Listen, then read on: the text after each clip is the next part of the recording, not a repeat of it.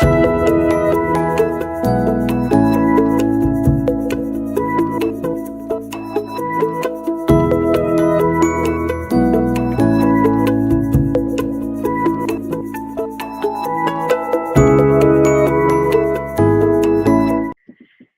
and thank you for joining us for part 2 of my conversation with Dr. Nadia Brown, which we call Permission Granted.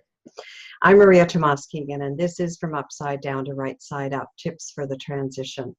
It's my pleasure to share inspiring stories with brilliant, resilient women like Dr. Nadia. And these women have figured out how to move through life's inevitable trials and tribulations and come out on top in triumph. They help us to know that we're not alone when our own world turns upside down. In our first segment, Dr. Nadia shared her story of pivoting from one business, her baby, to focus on building another one that would allow her to grow. She had to give herself permission to grieve the loss of that one and to embrace the new dream. So hello, Dr. Nadia. Thanks for being with us today. Hi, Maria. I love that you talked about granting yourself permission to make a different choice, regardless of the outside pressure you may have felt to stay the course. You know, you had this dream, you built this thriving coaching practice, and what are you thinking? I'm sure people were saying. So, what were some of the emotions that you had to go through and overcome so you could be fully present for your new venture? Oh my gosh. I mentioned grief. That was one that honestly surprised me, because you think about this is a new exciting adventure. So there's excitement, there's anticipation, there's, all those exciting feelings about it. There's the newness of it. There's a little bit of nerves, like, will this really work? But then grief, that was one that really shocked me. And I remember just sitting there like, why do I feel so sad about this exciting new thing? And I realized that a lot of my identity, a lot of who I felt I was, a lot of what I was known for from other people was this one person, and now I'm shifting to another. So then there's that fear of not only will it work, but how will I be received? How will I be perceived for making such a drastic, in some people's eyes, move? And so those were a lot of the roller coaster of emotions that, that feel like I'm still on in some instances as I'm making this transition. That's so interesting that I talk about roller coaster rides all the time when we talk about emotions, the ebb and the flow, and what you were going through was is kind of encased in excitement, but inside of that, excitement for what was to come, and the new opportunity, and the new dream, and the new vision, and all of the steps forward that you were taking around that. But then for the inside there was that sadness and grief. Mm-hmm. Tell us how you actually adapted to those feelings so that you could embrace that excitement. One part was, here goes that permission thing again. I gave myself permission to grieve. I took some time off during that transition, and I didn't try to force the work. Taking time during the day to just be, to sit outside in nature, to just allow myself to feel. Because I think sometimes, at least I know I'm guilty of it, is I don't want to deal with the not so great feelings. I just want to jump on and embrace this excitement.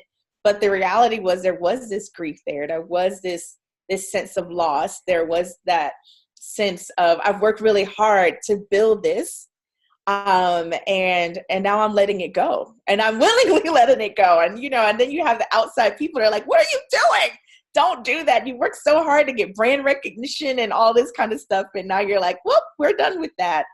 So a big piece of that was to just give myself permission to go through that process.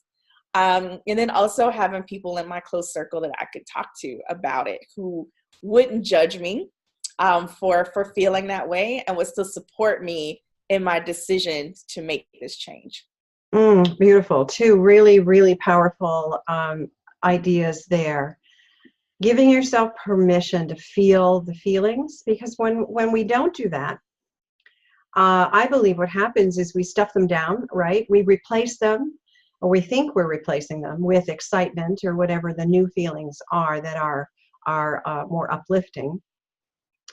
And what we don't realize is that at some point in the future, if we haven't dealt with it, it's going to come up, whether you like it or not. It's going to come up. And it's going to come up probably at the most inopportune time. And it's going to derail something that it doesn't have to derail. Mm-hmm. So I love what you said there.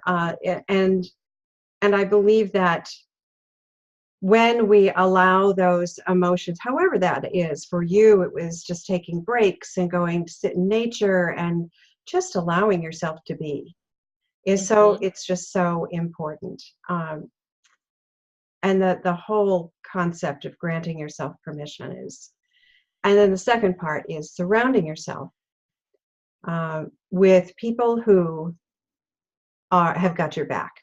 Yeah. And who will be honest with you too, right? Yeah.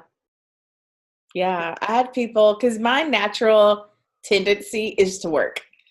To just hit the ground running. Where there are a lot of things that need to get done when you're, and some of that too is, as a business owner, there's money to be made. The bills don't stop coming because you're having an emotional moment.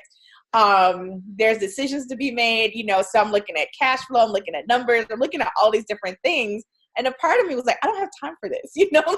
I do not have time for this. And one of the people on my council was like, Nadia, you need to stop. You just need to stop it. You need to stop working. You need to create some white space on your calendar and just be. And that was one of the hardest things that I am still learning to do, is to just stop, to just be, to just feel, and to just go through that process. So I'm doing more journaling now to just really get those, to allow myself to get those feelings out of my head. So I don't, like you said, end up stuffing them somewhere for them to explode later. So it's really important to have those people who are not afraid, who love you enough to look past how you might respond. Because I don't always, I'm never like, oh yeah, that's a great idea, I need to go sit down. I'm like, no, I don't want to do that. And my counselor's like, yeah, whatever, you need to do it. And we love you enough to be able to tell you that, and to also hold you accountable to that and support you through that process, which is really important. Yeah, I agree with you. And you mentioned one of the ways that you help to get the thoughts out of your head, the grief and probably some fear and whatever else was going on in that beautiful head of yours, by journaling.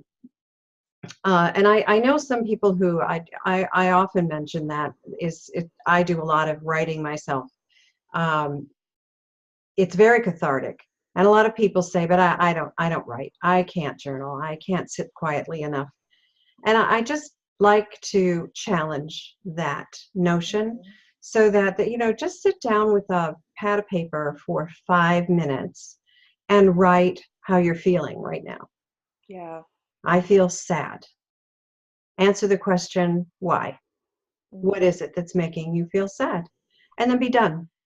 And then put it aside and pick it up the next day. It's really, you can start with such small steps. And what you'll have is a record, right, that you've written down, that you could look back at later and see where you were and see where you are now. And notice the difference. Be aware of that. Mm-hmm. So thank you, Dr. Nadia. I am inspired by your strength and your perseverance.